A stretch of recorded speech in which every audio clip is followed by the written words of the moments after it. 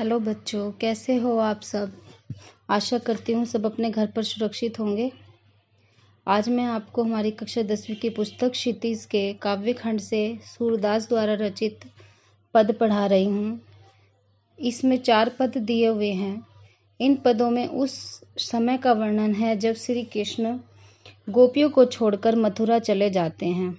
श्री कृष्ण के जाने के पश्चात गोपियाँ बहुत ज़्यादा दुखी हो जाती हैं। ऐसा श्री कृष्ण को जब पता चलता है तो वे गोपियों के दुख दर्द को मिटाने के लिए उनके लिए एक योग का संदेश भेजते हैं उद्धव के द्वारा। उद्धव उनके दूत का नाम है। जब उद्धव उनके पास संदेश लेकर आता है तो गोपियाँ उन्हें क्या कहती हैं, देखिए पहले पद में। उद्धव तुम हो अति बड़ भागी, अपरस रहत सनेह तगाते, नाहिन मन अनुरागी। उद्धव तुम हो अति बड़ भागी। उद्धव तुम तो बहुत ही भाग्यशाली हो। अपरस रहत स्नेह तगाते, अपरस अछूते रह गए, स्नेह मतलब प्रेम से, तगा मतलब धागे। तुम तो श्री कृष्ण के प्रेम रूपी धागे से कैसे अछूते रह गए। नाहिन मन अनुरागी, तुम्हारा उनके प्रेम में कैसे मन नहीं लगा। पुर इनी पात रहत जल भीतर, तारस देह न दागी। गोपियाँ कहती हैं कि हे उद्धव, तुम तो उस कमल के पत्ते के समान हो जो जल के भीतर रहकर भी उस पर जल का कोई भी दाग धब्बा बूंद नहीं पड़ती है। जो जल मोह तेल की गागरी, बूंद न ताको लागी। तुम तो उस घड़े के समान हो, गागरी मतलब उस घड़े के समान हो जिस पर तेल लगा होता है और उसे जल में छोड़ दो, अगर उस पर एक भी बूंद जल से निकालने के बाद एक भी बूंद नहीं लगी रहती। प्रीति नदी में पाँव न बोरियो, दृष्टि न रूप परागी। वो कहती हैं कि प्रीति नदी मतलब इस प्रेम रूपी नदी में तुम्हारे पाँव अभी तक नहीं पड़े हैं। दृष्टि न रूप परागी, तुम श्री कृष्ण के रूप से कैसे मुग्ध हुए बिना रह गए, या फिर कृष्ण के रूप पर मुग्ध हुए बिना तुम्हारी दृष्टि कैसे रह गई। सूरदास अबला हम भोरी, गुर चाटी जो पागी। अब सूरदास जी गोपियों के द्वारा कहते हैं अबला हम भोरी, कि हम तो अबला हैं और बहुत भोली हैं। भोरी मतलब भोली हैं। गुड़ चाटी जो पागी, गुड़ मतलब गुड़, चाटी मतलब चींटियां। जैसे चींटी गुड़ पर जो पागी मतलब चिपक जाती हैं, जैसे चींटियां गुड़ पर चिपक जाती हैं, हम श्री कृष्ण के प्रेम में उसी प्रकार बंधे हुए हैं। अगला पद देखिए। मन की मन ही मांझ रही, कहिए जाई कौन पे उधो, नाही परत कही। गोपियाँ कह रही हैं कि हे उद्धव, हमारे तो मन की मन में ही रह गई है। कहिए जाई कौन पे उद्धव, हे उद्धव हम किससे जाकर कहें, ना ही परत कहीं, हम कहीं भी नहीं कह पा रहे हैं अपनी बातें। अवधि आधार आस आवन की, अवधि मतलब हम उस समय के आस में बैठे थे आने की श्री कृष्ण के, तन मन बिथा सही, इसलिए हम अपने तन और मन की व्यथा को सह रहे थे। मतलब हम इस दुख दर्द को सह रहे थे श्री कृष्ण के आने की आस में। अब इन जोग संदेश नी सुनी सुनी, बिरहिनी बिरह दही। अब इस योग के संदेश को सुन सुनकर बिरहिनी मतलब हमारे दुख विरह दही बढ़ गया है और अधिक। हमारे जो विरह की अग्नि है वो और अधिक बढ़ गई है, मतलब हमारा दुख और अधिक बढ़ गया है। चाहती होती गुहारी जितही ते, उतते धार बही। चाहती होती जहाँ चाहते थे, होती मतलब थी, जहाँ हम चाहते थे गुहार लगानी, अपनी बात को पहुँचाना, उतते धार बही उधर से ही ये बात वापस आ रही है, मतलब योग का संदेश आ रहा है। सूरदास अब धीर धर ही, क्यों मर्यादा न लही।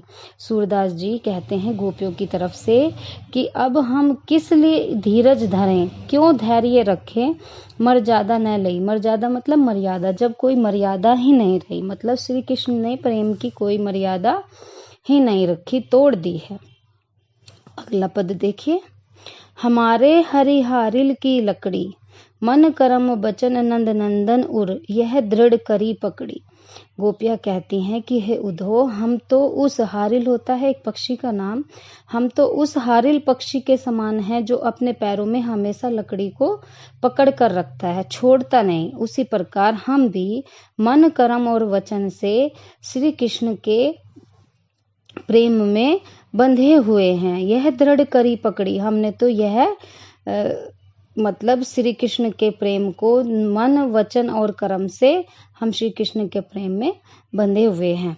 जागत सोवत स्वप्न दिवस निसी, जागते सोते सपने में दिन में रात में कहना कहना जगरी, हम सिर्फ कहना कहना जगरी मतलब रटते रहती हैं।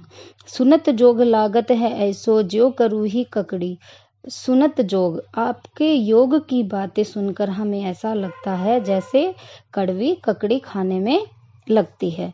सूतो व्याधि हमको ले आए, देखी सुनी न करी। सूतो व्याधि, व्याधि मतलब रोग, ये किस प्रकार का रोग आप हमारे लिए लाए हैं जो हमने कभी ना देखा है ना सुना है, और करी मतलब ना भोगा है। यह तो सूर तिन्हई ले सौंपी जिनके मन चक्री।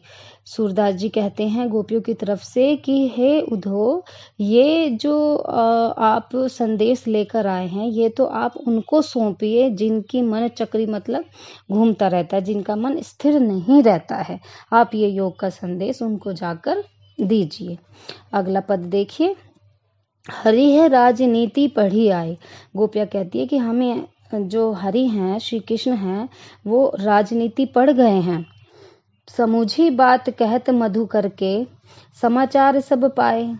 समूझी बात कहत, हम उनके द्वारा कही गई, मतलब मधुकर उद्धव के लिए प्रयोग हुआ है कि मधुकर के द्वारा जो उन्होंने हमारे पास समाचार भेजा है वो समाचार सब हमें मिल गया है। एक अति चतुरे होते पहले ही, एक तो श्री कृष्ण पहले ही इतने चतुर थे, अब गुरु ग्रंथ पढ़ाए, अब वो गुरु ग्रंथ भी पढ़ गए हैं। बढ़ी बुद्धि जानी जो उनकी, जोग संदेश पठाए।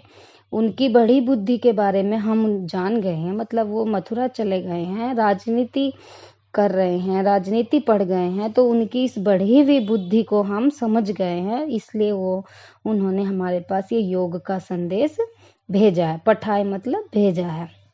उधो भले लोग आगे के पर हित डोलत धाय। हे उधो, पहले जो लोग थे, आगे के मतलब पहले लोग बहुत भले थे जो दूसरे के हित के लिए इधर से उधर डोलते रहते थे, घूमते फिरते रहते थे। अब अपने मन फेर पाइए, चलत जू होते चुराए। अब हमें ऐसा लग रहा है कि जो श्री कृष्ण चलत जू होते चुराए, चलते टाइम जो उन्होंने हमारा मन चुराया था, अब अपने मन फेर पाइए, अब हमें अपना मन फिर से मिल जाएगा। ते क्यों अनीति करे आपुन, जे और नीति छुड़ाए। जो खुद अनीति नहीं करते हैं वो दूसरों पर की अनीति कैसे छुड़वा रहे हैं।